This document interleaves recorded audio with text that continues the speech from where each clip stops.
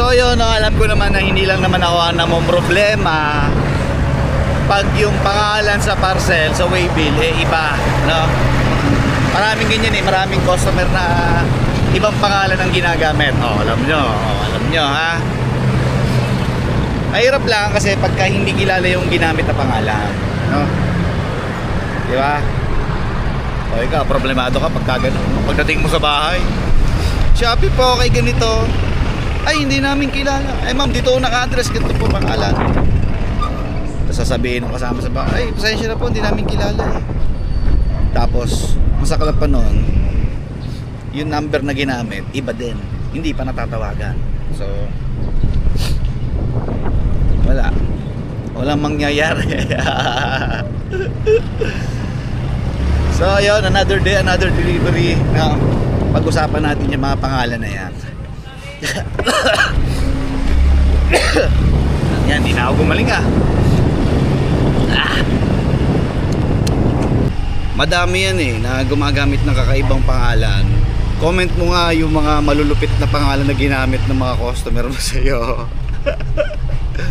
So, yung mga kakaibang pangalan ng customer sa waybill yung ginagamit nila, no? Tapos hindi kilala. Comment nyo. Ginagalit ang pogi. Joke lang. Sa akin kasi yung mga na-encounter kong pangalan nakakaiba, no? Eto, Naruto, Goku, Bulbulito. Ano ba? Nakalimutan ko na marami yan nakalimutan ko na iba yung Bulbulito lang ang tumatak sa isipan ko dyan, tsaka yung Naruto. Ayop na yan. Tapos meron pala isang ito, kahapon to nangyari. So, Kalopez ang pangalan. So, ikwento ko sa inyo yung nangyari kahapon, no? Wait lang, deliver lang.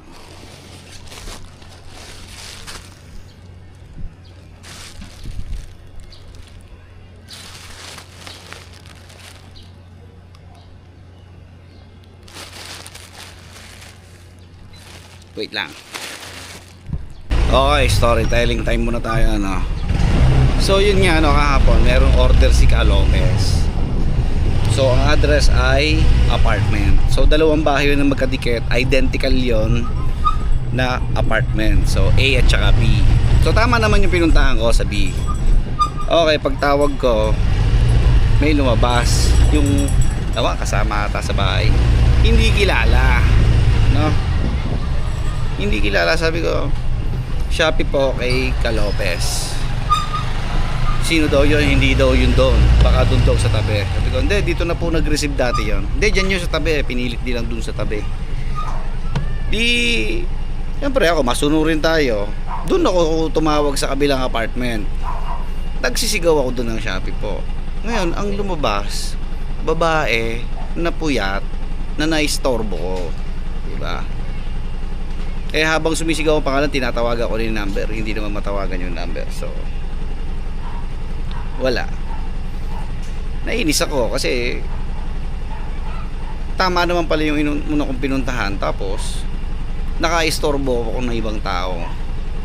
Sabi ko doon sa kasama, boss, pakisabihan po yung kasama nyo na baka pwede itama yung pangalan, no? At least ilagay yung kilala nyo o ng mga kasama niya at saka maglagay ng number sa Shopee na natatawagan. Ako, todo hingi ako ng pasensya dun sa kabilang apartment kasi naistorbo talaga.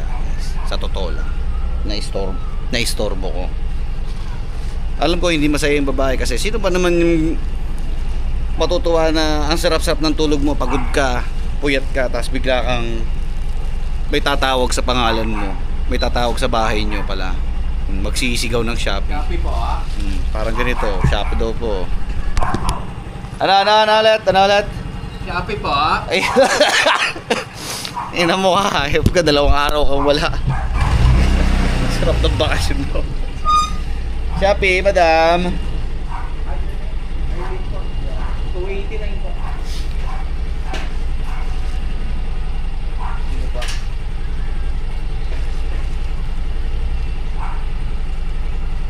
Kuya John. Ikaw pre, may tanong ako sa iyo. Ano? Dito ka sa camera. may kakaiba ka ng pangalan sa Shopee na na-deliveran. Kunyari, example sa akin, Bulbulito, mga ganun. Oh, meron dito dati, Howard lang address. Meron na si Bornik. Ayo, si Bornik.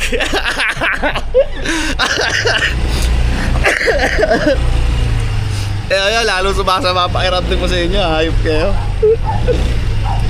So, hello.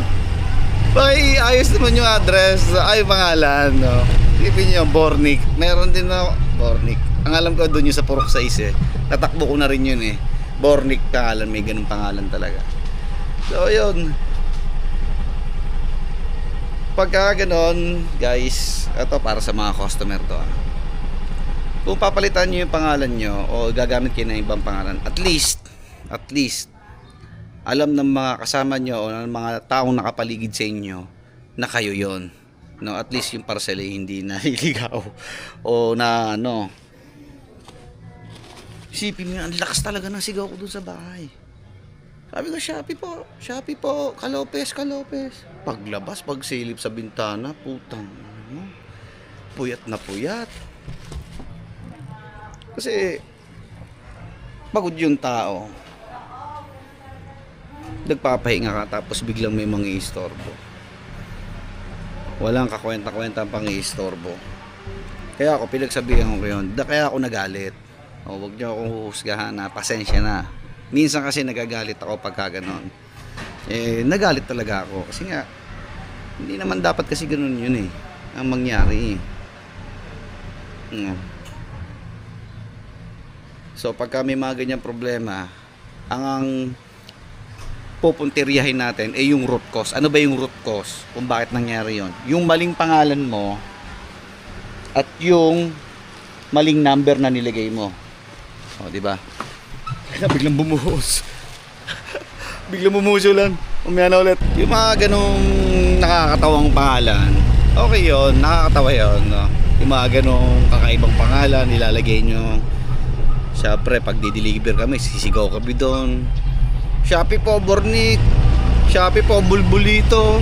Nakakatawa yon. Pero, siguraduhin nyo naman na i-receive nyo yung parcel o hindi kayo ng T-trip, no? Nakakainis din kasi minsan. Hey Shopee, si Boss Darwin. Ito mo na. Shopee, you will. Bayad na pa. Bayad na.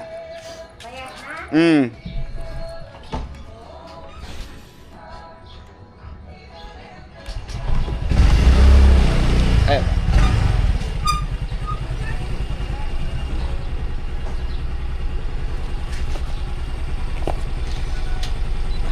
200. Small things. Sakto 200.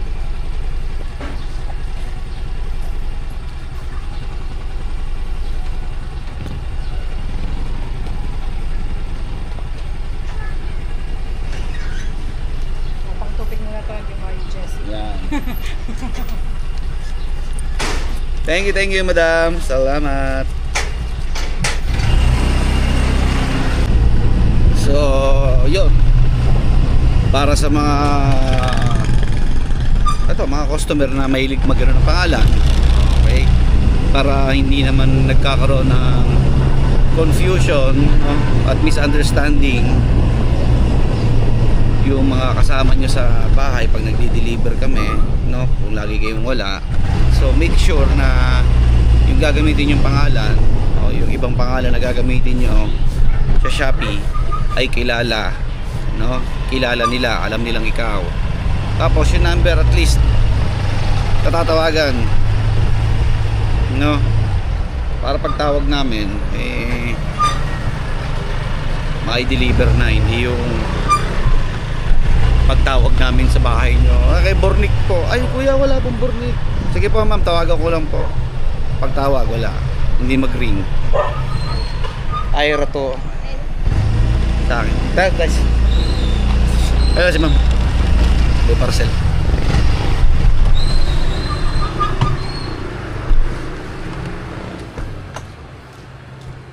Okay ka lang ba ma-videoan?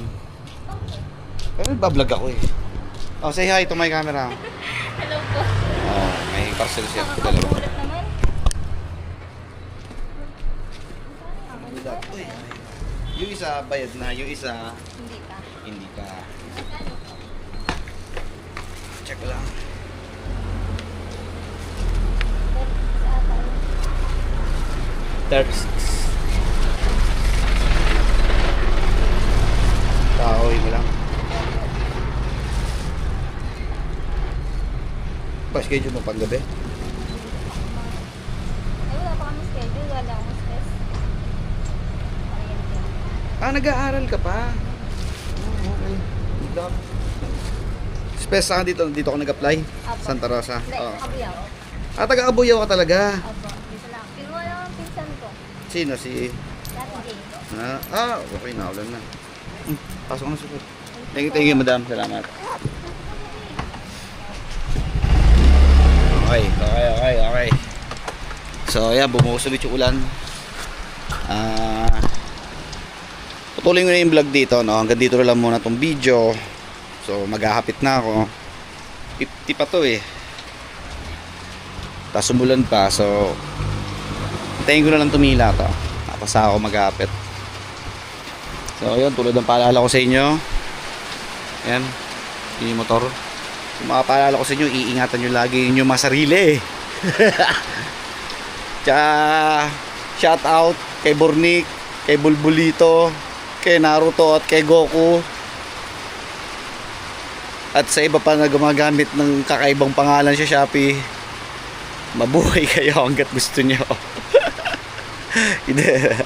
Ilang naman. Bye-bye.